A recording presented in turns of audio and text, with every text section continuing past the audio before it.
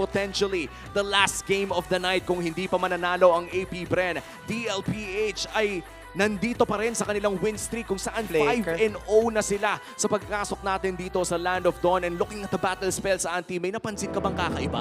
Naka-flicker si Sanford and naka-sprint si Oheb. Ibig sabihin pag naglatag ng Glorious Pathway, sobrang magiging mabilis yung Irithel. And this is it. Pagpasok natin sa Land of Dawn, tapatan na naman ang Young Goat and the man with a million moves mula sa MDL. Ngayon, nasa MPL, James Banks.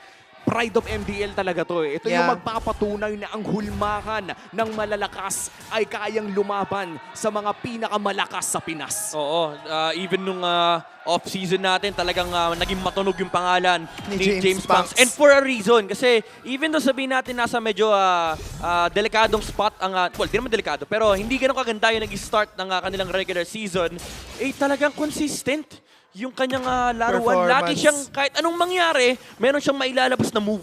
Oo. And 1 minute in, mukhang si JP talagang nagbibigay lamang ng spasyo sa Joy.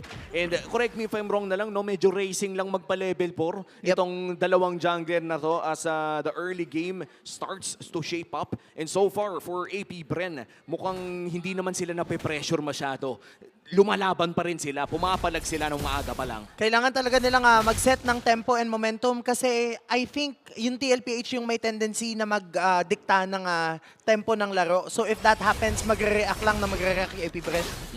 And in the mid lane, wala pang poke na masyado magaganap. Sanji, however, very aggressive ang kanyang positioning. At kitang-kita na talagang ang tapang nitong mage na to. Isa talaga sa pinakamatapang pumwesto si Sanji. Oo, tsaka grabe yung effort din ng AP Bren na i-hold tong wave na to para hindi sila ma-behind sa level 4 versus the Louis and of course the Hylos. Kasi kapag umabante yung wave na yan, mauuna mag-level 4 Sanji and mauunahan pa ng TLPH sa pagong dito yung AP Bren. So far, medyo kalmado actually yung middle lane, no? So, hihintayin na lang nila yung mga junglers. Wala pang level 4 for Sanji. Chopskirt, however, meron ng access sa Eternal Guard.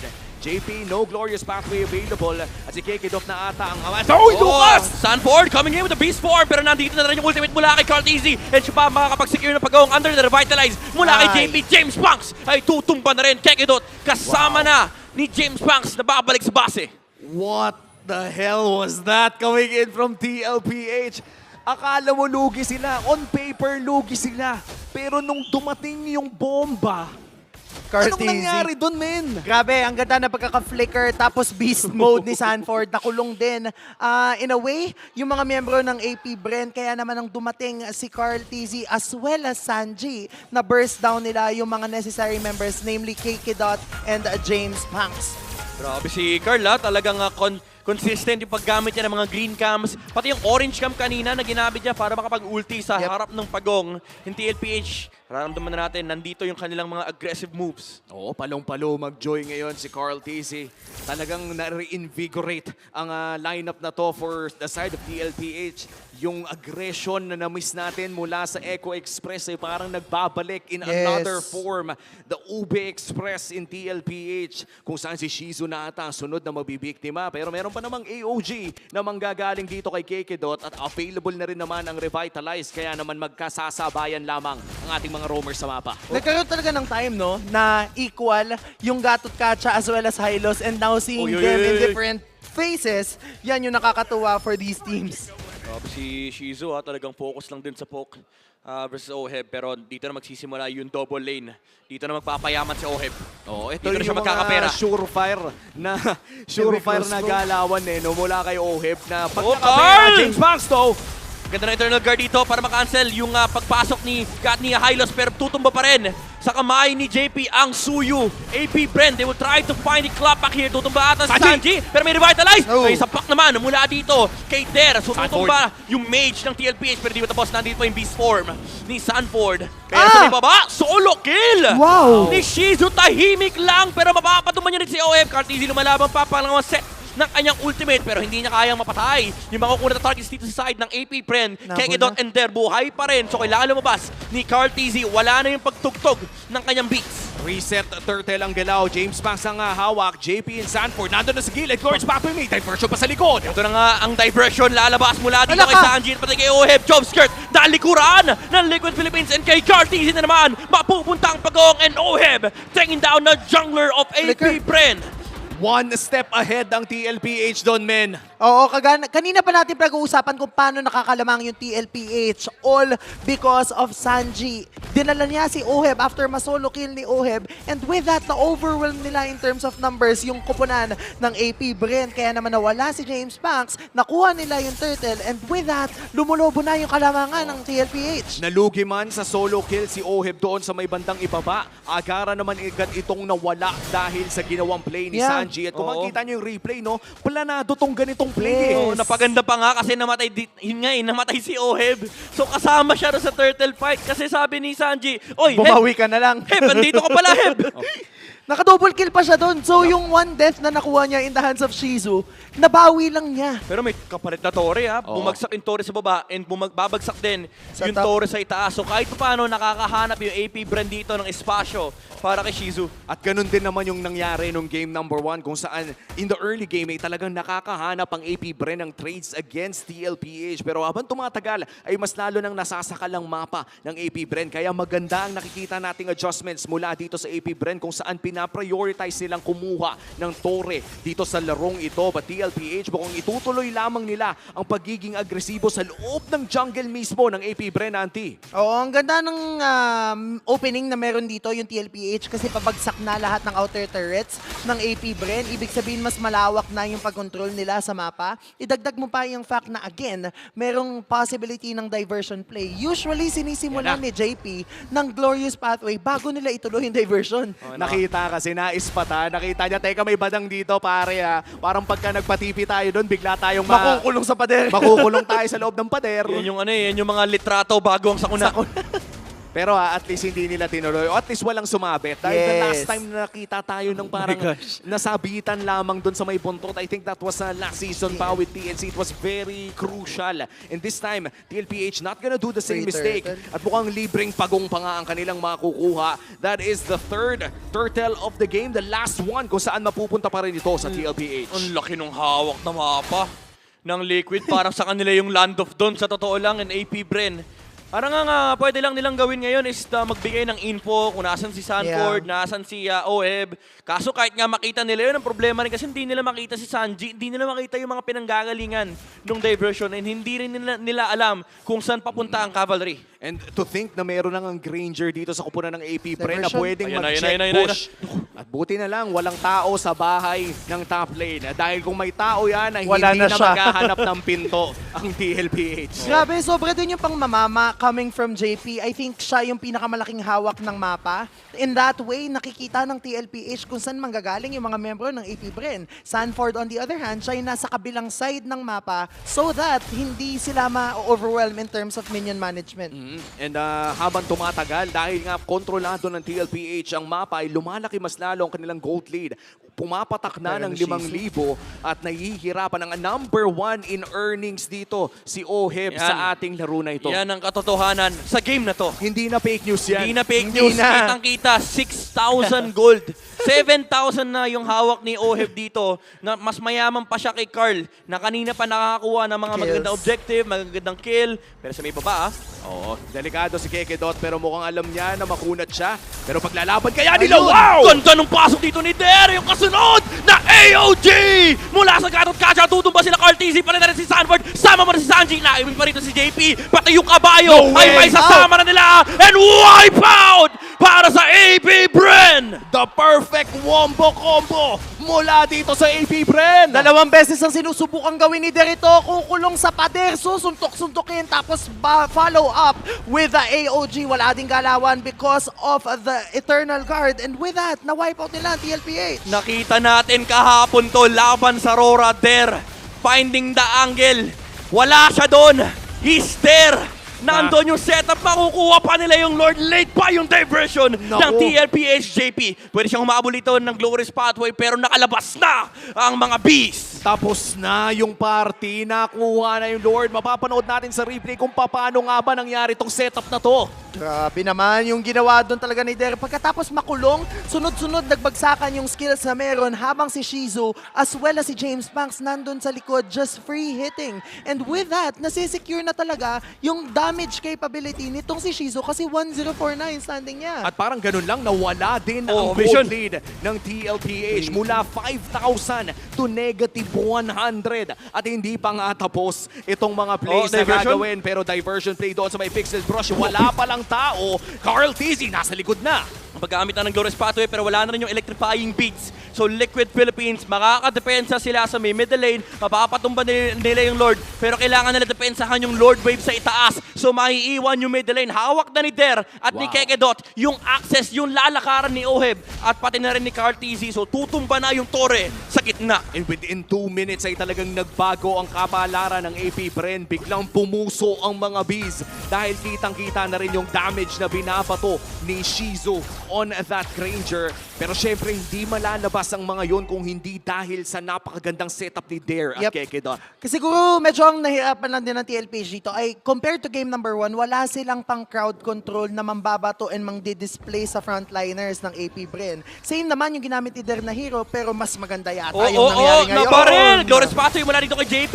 Pero makikita na si Cartesi na control ng Eternal Guard. Tutumba na si Young Goat and TLPH. Takbuhan na! AP Bren humahabol pa! Conceal mula dito kay Kekedot. And makikita na si JP dito na yung mga fist crack. Pero may revitalize na ginamit dito. Disiplina, sabi ng AP Bren.